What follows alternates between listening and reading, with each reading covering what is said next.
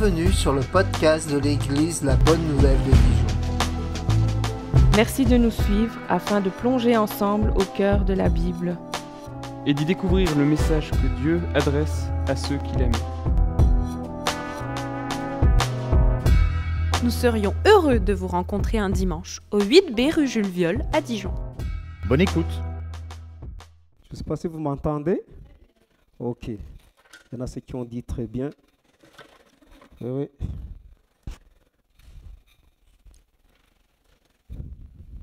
Je salue tout le monde et ceux qui sont habitués à être ici et les visiteurs. Soyez bénis en Christ. Aujourd'hui, le Seigneur m'a donné un message à transmettre et qui est une question. Chaque fois qu'il y a une question, il y a des réponses. Qu'est-ce que Dieu n'a pas fait pour toi et pourquoi pas pour moi aussi? Qu'est-ce que Dieu n'a pas fait pour toi ou pour moi ou pour tes voisins ou pour ta famille ou tes connaissances ou tes collègues. Et ce passage se trouve en Ésaïe, chapitre 5, 10 premiers versets au verset 7. On peut faire la lecture de ce passage.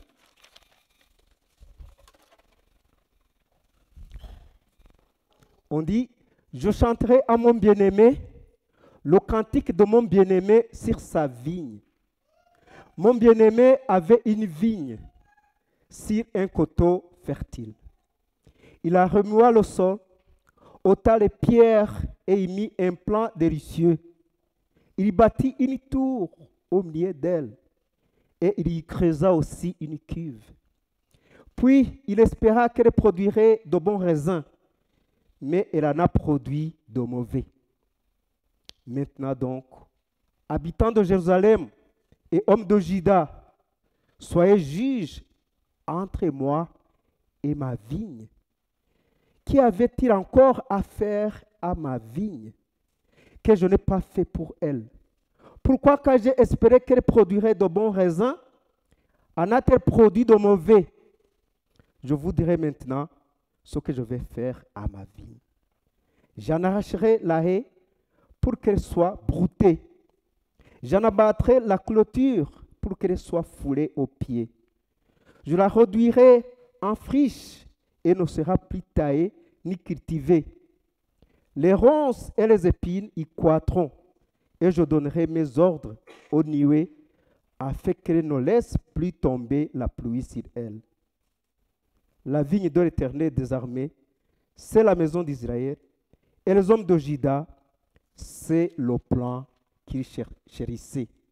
Il espérait la droiture, et voici dit sans verset, de la justice, et voici des cris de détresse. Prions avant d'entrer dans les détails de ce message. Notre Dieu Tout-Puissant, tu es notre Dieu. Tu nous conduis. Tu interviens à chaque instant quand nous voulons te connaître et savoir ce que tu veux nous dire. Nous t'invitons ici, Seigneur, pour que tu parles toi-même à ta communauté. Merci parce que tu nous aimes. Merci, Seigneur. Amen. Alors, vous voyez le verset 1 qui a dit « Je chanterai à mon bien-aimé le cantique de mon bien-aimé sur sa vigne. » Je chanterai à mon bien-aimé le cantique de mon bien-aimé. Qui est le bien-aimé et qui chante le cantique du bien-aimé?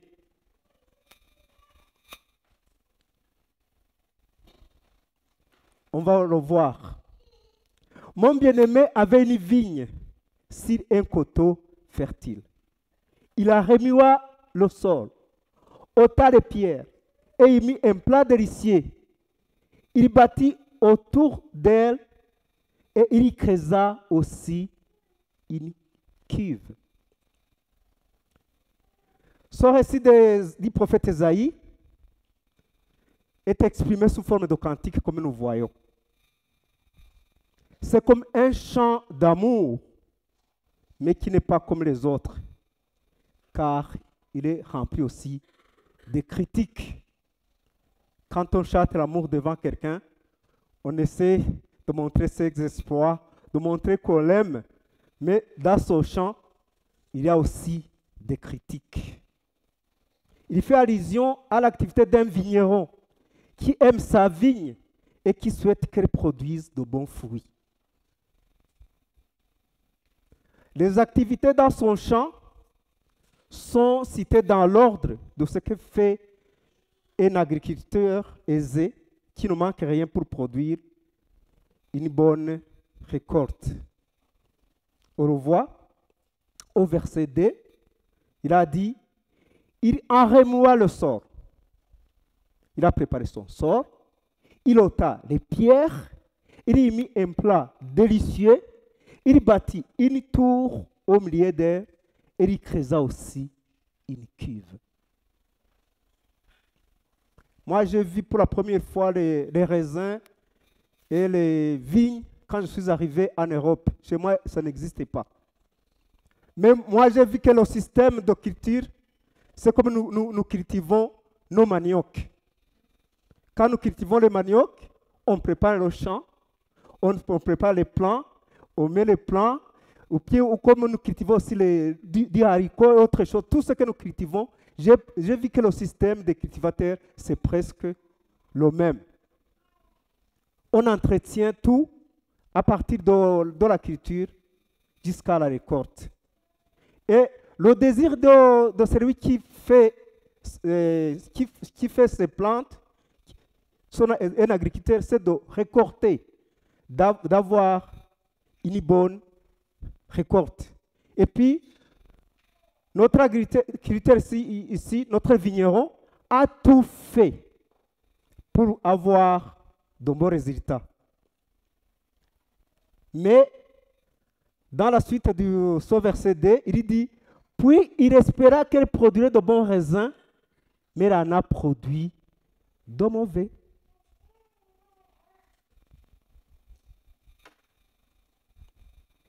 Il n'a pas trouvé ce qu'il espérait.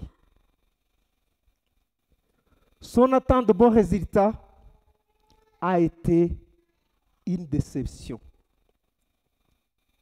Et au verset 4, il se pose aussi des questions. Qui avait encore affaire à ma vigne? J'avais tout fait, mais qu'est-ce que je n'ai pas fait? Comme le titre le dit, qu'est-ce que Dieu n'a pas fait pour moi ou pour toi? Qui avait encore affaire à ma vigne que je n'ai pas fait pour elle? Pourquoi, quand j'espérais qu'elle produirait de bons raisins, en a-t-elle produit de mauvais?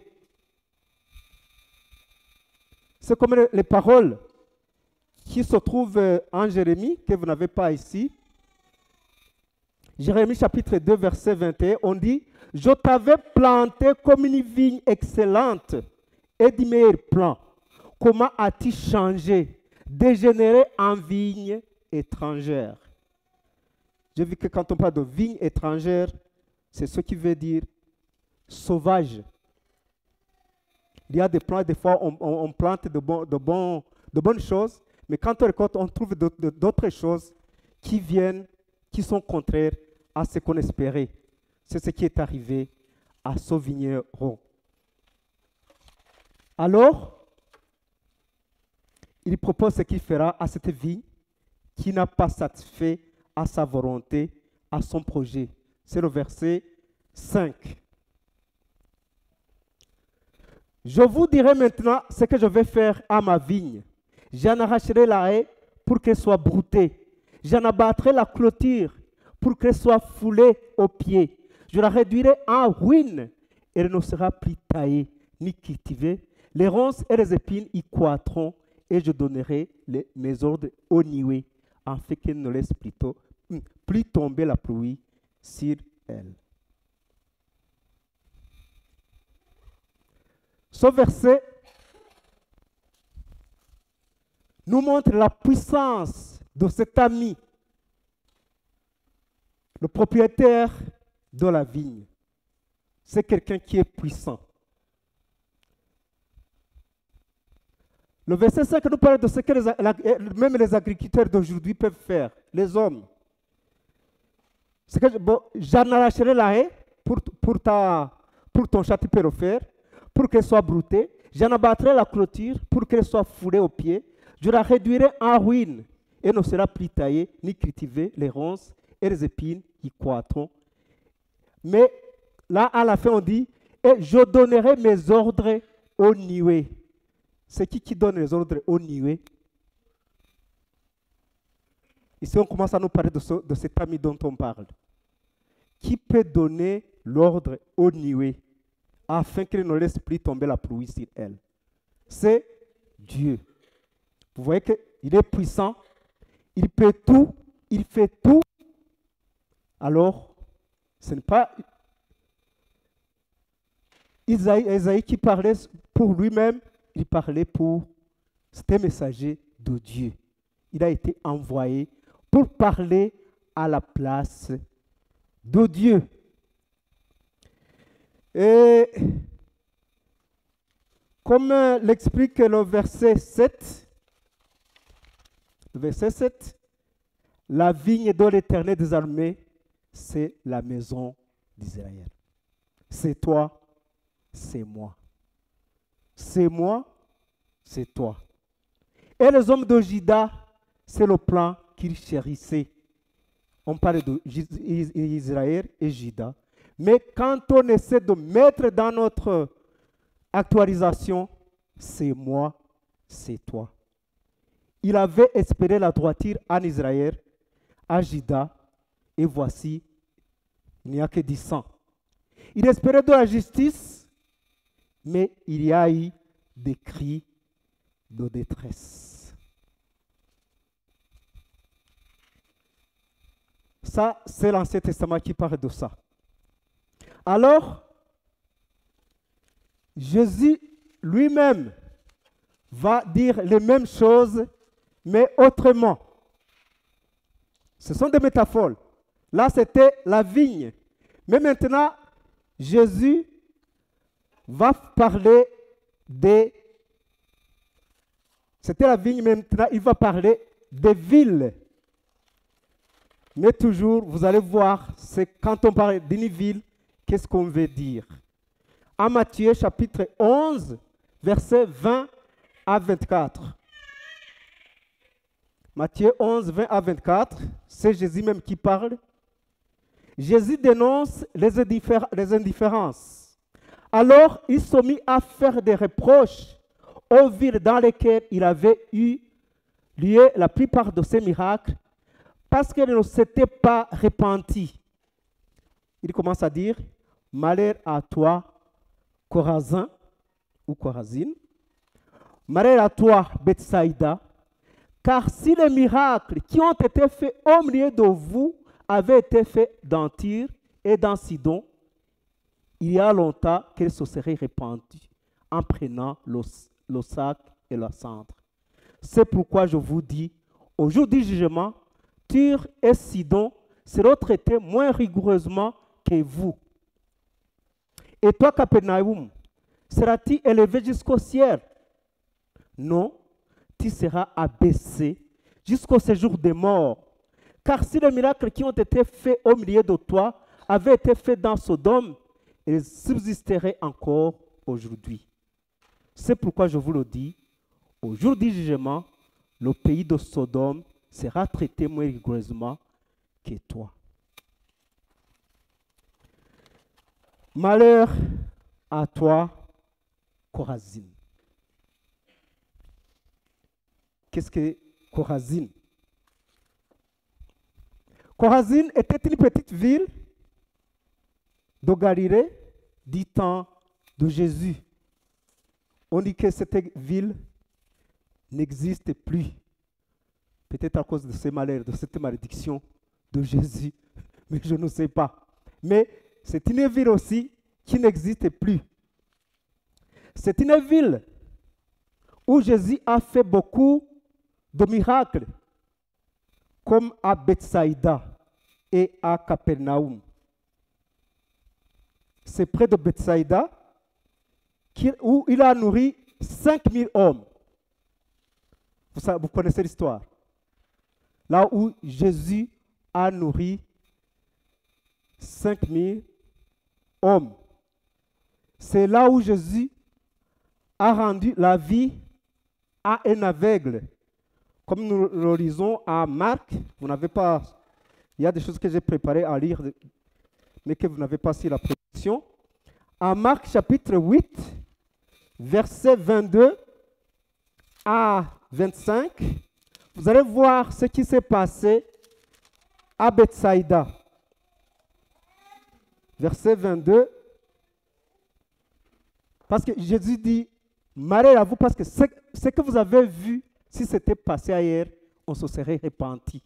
Alors, qu'est-ce qui s'est passé à Bethsaïda alors? Qu'est-ce que Jésus, de quoi Jésus parle ici? Ils se rendirent à Bethsaïda et on amena vers Jésus un aveugle qu'on le pria de toucher. Il prit l'aveugle par la main et le conduisit hors du village, puis il lui mit de la salive sur les yeux, lui imposa les mains et lui demanda s'il voyait quelque chose. Il regarda et dit, j'aperçois les hommes, mais j'en vois comme des arbres et qui marchent. Jésus lui mit de nouveau les mains sur les yeux, et quand l'aveugle regarda fixement, il fut guéri et vit tout distinctement. Alors Jésus le renvoya dans sa maison en disant, n'entrez pas au village. Jésus a fait beaucoup de miracles dans cette partie. À Chorazin, à Bethsaïda et à Capernaum. Au verset 23, il dit, et toi, Capernaum, seras-tu élevé jusqu'au ciel? Non, tu seras abaissé jusqu'au séjour des morts. Car si les miracles qui ont été faits au milieu de toi avaient été faits dans Sodome, ils subsisteraient encore aujourd'hui. C'est pourquoi je vous le dis, au jour du jugement, le pays de Sodome sera traité moins rigoureusement que toi. À Capernaum, Jésus a fait aussi beaucoup de miracles. Il a opéré à distance la guérison d'un enfant. Il a libéré un homme qui avait été atteint par les démons. Ici en France, on ne crée pas de démons comme en Afrique. En Afrique, on a peur des démons. Parce que on pense que même ton voisin peut t'envoyer des démons. Il pense que là, que même un sorcier peut t'envoyer des démons.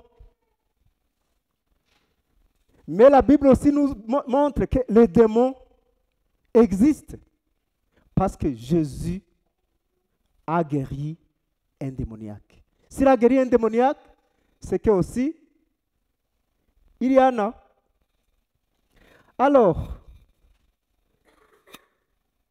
il a fait beaucoup de miracles à Capernaum. Et je vais vous lire un miracle qu'il a fait qui est très important dans Luc. Dans Luc chapitre 4, versets 31 à 37. Luc 4, versets 31 à 37. Jésus chasse des démons à Capernaum. Je vais parler de ce démon et autres miracles qu'il a fait à Capernaum. Il descendit à Capernaum, ville de Galilée, et il enseignait le jour du sabbat. Là, vous n'avez pas ce passage devant vous. On était frappé de sa doctrine car il parlait avec autorité. il se trouva dans la synagogue un homme qui avait un esprit de démon impur et qui s'écriait d'une voix forte. « Ah, qui a-t-il entre nous et toi, Jésus de Nazareth? Tu es venu pour nous perdre. Je sais que tu es le Saint de Dieu. » Jésus le menaça disant, « Tais-toi et sors de cet homme. » Et le démon le jeta au milieu de l'assemblée et sortit de lui sans lui faire aucun mal. Tous furent saisis de stupeur et ils se disaient les uns les autres, « Quelle est cette parole? » Il commande avec autorité et puissance aux esprits impurs et ils sortent. Et sa renommée se répandit dans tous les lieux d'alentour. Et puis après, il guérit la belle-mère de Pierre qui était atteinte de fièvre. Voilà ce qu'il avait fait là-bas. Il a prêché, mais malheureusement, malgré les miracles, malgré les enseignements de Jésus, ils n'ont pas cru en lui comme Messie. Il était le libérateur, il est le Messie envoyé par Dieu. Malheureusement, ils n'ont pas accepté. Les gens ne se sont pas repentis. Qu'est-ce que Jésus n'a pas fait devant les gens de Capernaum? Rien. Il a fait ce que nous lisons et ils ont vu eux-mêmes avec les yeux, ils ont vu ce que Jésus faisait à Capernaum. Malheureusement, même s'il a fait beaucoup de choses, ils n'ont pas cru. Si on voit dans Marc chapitre 2, versets 1 à 12, Marc chapitre 2, là aussi, versets 1 à 12, quelques jours après, Jésus revint à Capernaum. On apprit qu'il était à la maison. Et il s'assembla un si grand nombre de personnes qu'elles se passent devant la porte ne pouvaient plus les contenir. Il leur annonçait la parole. Des gens vinrent à lui, amenant un paralytique porté par 4 hommes. Comme ils ne pouvaient pas l'aborder à cause de la foule, ils découvrirent le toit. Vous vous souvenez de ce récit biblique. Ils découvrirent qu'il y avait le toit. Ils ont pris des cordes. Ils descendirent avec le lit, sur son lit, le paralytique, là où était Jésus. Jésus, ayant aussitôt connu par son esprit ce qu'il pensait au-dedans de leur dit, pourquoi avez-vous de telles pensées dans vos cœurs? Parce qu'il y en avait ceux qui doutaient. Lui, il a guéri le paralytique, mais il y a des gens qui ont continué à douter de la force de Jésus, de ce que Jésus peut faire. Ils ont douté. Mais Jésus leur dit, pourquoi avez-vous de telles pensées? C'est pourquoi il dit, et toi, Capernaum, seras-tu élevé jusqu'au ciel? Non, tu seras abaissé jusqu'au jour de mort. Car si les miracles qui ont été faits au milieu de toi avaient été faits dans Sodome, ils subsisteraient encore aujourd'hui. C'est pourquoi je vous le dis, au jour du jugement, le pays de Sodome sera traité moins rigoureusement que toi. Vous vous souvenez de l'histoire de Lot, de Sodome et Gomorrha. C'est ça. C'est en Genèse chapitre 19, si vous voulez, pour ceux qui, peut-être qui ne connaissent pas cette histoire. J'avais pensé que cette histoire est connue de tous, mais il faut que je lise au moins cette histoire pour voir ce qui s'est passé.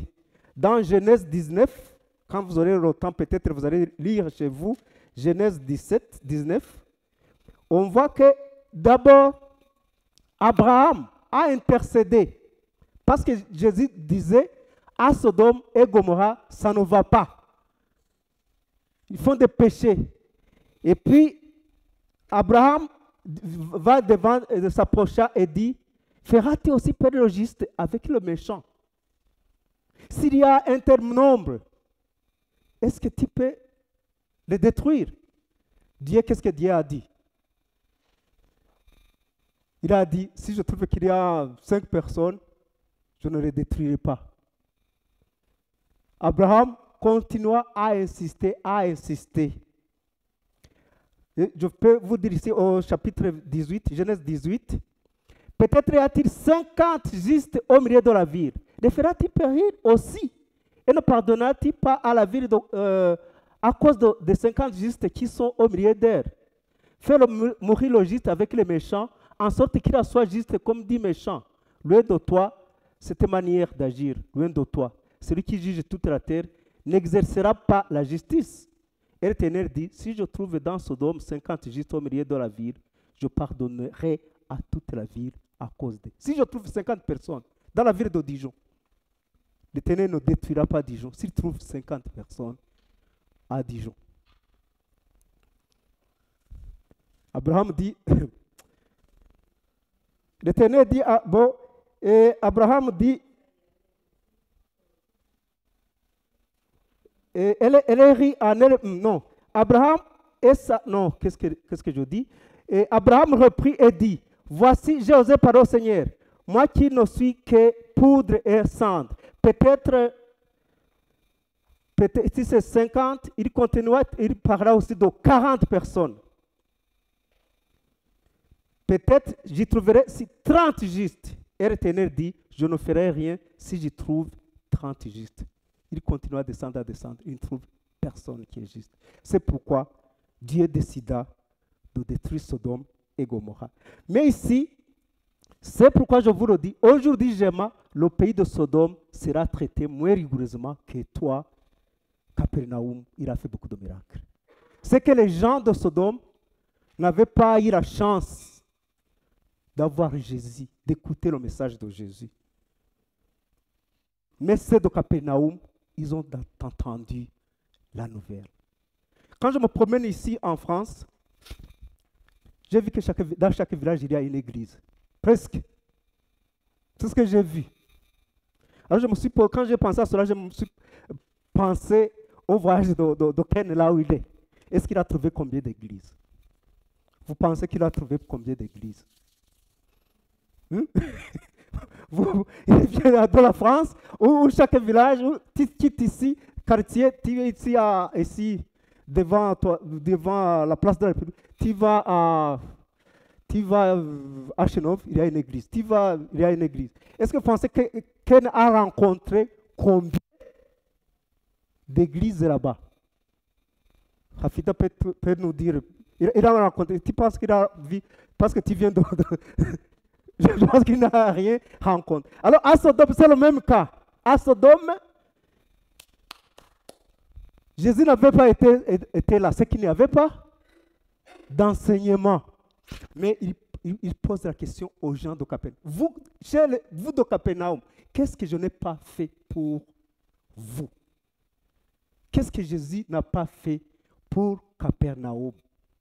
Qu'est-ce qu'il n'a pas fait ici, en France? Qu'est-ce qu'il n'a pas fait ici, à Dijon? Qu'est-ce qu'il n'a pas fait pour les membres de l'église de la bonne nouvelle de Dijon? Le dernier récit, avant de conclure, se trouve en Apocalypse, chapitre 2, versets 1 à 5. C'est une métaphore aussi. Avant, c'était vigne. Après, ici, on a parlé de quoi? De ville. Ici, on va parler d'église. Vous savez que dans l'église, c'est là où il y a... c'est là où on entend la parole plus que dans la ville, plus que chez les agriculteurs. Maintenant, le récit ici, il parle d'église. C'est-à-dire, il parle de ceux qui ont déjà entendu plus. Le message s'adresse à ceux qui ont entendu encore plus que ceux de la ville qui se promènent. Mais il parle maintenant de l'église. On dit, écrit à l'ange de l'église d'Éphèse, voici ce que dit celui qui tient les 7 étoiles dans sa main droite. C'est lui qui marche au milieu de 7 chandeliers d'or. Je connais tes œuvres, ton travail et ta persévérance. Je sais que tu ne peux supporter les méchants, que tu as éprouvé ceux qui se disent apôtres et qui ne le sont pas, et que tu les as trouvés menteurs, que tu as de la persévérance, que tu as souffert à cause de mon nom, et que tu ne t'es point lassé. Mais ce que j'ai contre toi, c'est que tu as abandonné ton premier amour.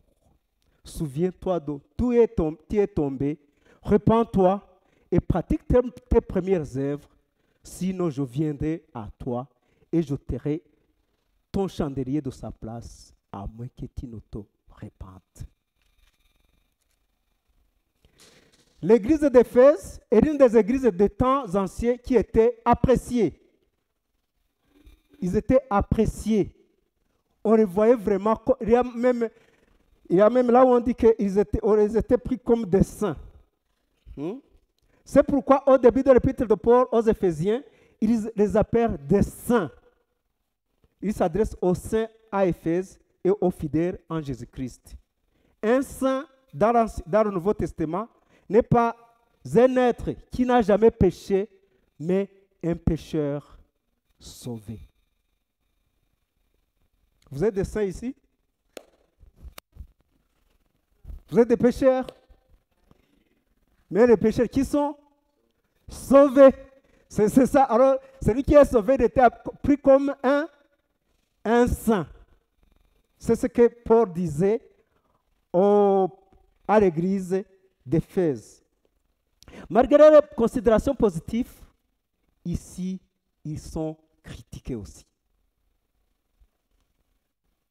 Malgré notre présence aujourd'hui à l'église, le Dieu qui sonde nos cœurs peut me critiquer, peut te critiquer parce qu'il te connaît. Il dit, je connais tes œuvres. Qui connaît nos œuvres? Qui connaît mes œuvres? Est-ce que parmi vous, il y a quelqu'un qui connaît mes œuvres, mes actions? Mais c'est Jésus qui dit, c'est le Seigneur qui dit, je connais tes œuvres. Je connais que tu es bon. Je sais que tu fais le bien. Je sais que tu combats contre ceux qui se disent, il y avait les philosophes qui s'appelaient des gnostiques, qui comptaient sur les connaissances. Ce qui n'est pas... Ce qu'on ne peut pas expliquer pour eux, on ne pouvait pas croire, c'est quelque chose qu'on ne pouvait pas expliquer. Ici, c'est pourquoi moi aussi, ayant entendu, c'est ce que Paul a dit, c'est pourquoi ayant entendu parler de votre foi au Seigneur et de votre amour pour tous les saints, je ne cesse de rendre grâce pour vous. Je fais mention de vous dans mes prières. Tu vois, Paul, comme il était un être humain comme nous, il disait, vous êtes bien. J'entends, ce que j'entends, c'est bien. C'est très bien. Je rends grâce à cause de vous. On parlait bien de vous. Mais Dieu vient et dit, je connais.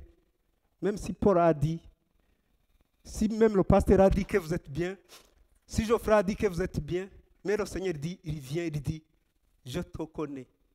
Je connais tes œuvres. C'est qu'ils avaient à écouter l'évangile, ils avaient écouté les prédications, ils avaient suivi la musique, mais ils sont critiqués. Au verset 4 et 5, on dit, mais ce que j'ai contre toi, c'est que tu as abandonné ton premier amour. Tu as abandonné ton premier amour. Lorsque tu t'es fait baptiser ici, tu disais, ah, j'accepte le Seigneur, fini, je suis né de nouveau, je suis né de nouveau. Quelques jours après, on a des difficultés. Quelques jours après, on tombe dans les tentations.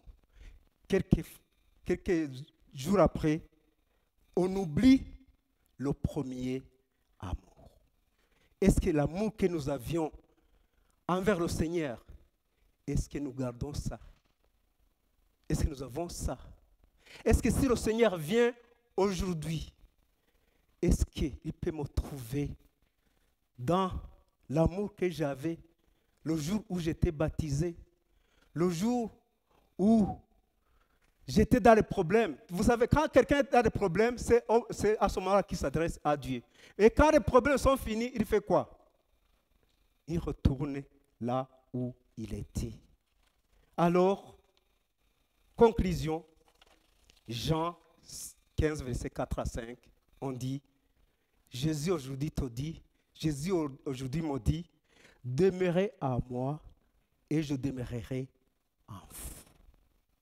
Comme le Salman peut lui-même porter des fruits, si nous demeurons attachés au cep, ainsi vous ne le pouvez non plus si vous ne demeurez à moi. Souvenez-vous qu'il apparaît comme un vigneron, le cep et le sarment. Alors demeurez en Christ. Je suis le cep, vous êtes le sarment. Celui qui demeure à moi et en qui je demeure porte beaucoup de fruits, car sans moi, vous ne pouvez rien faire.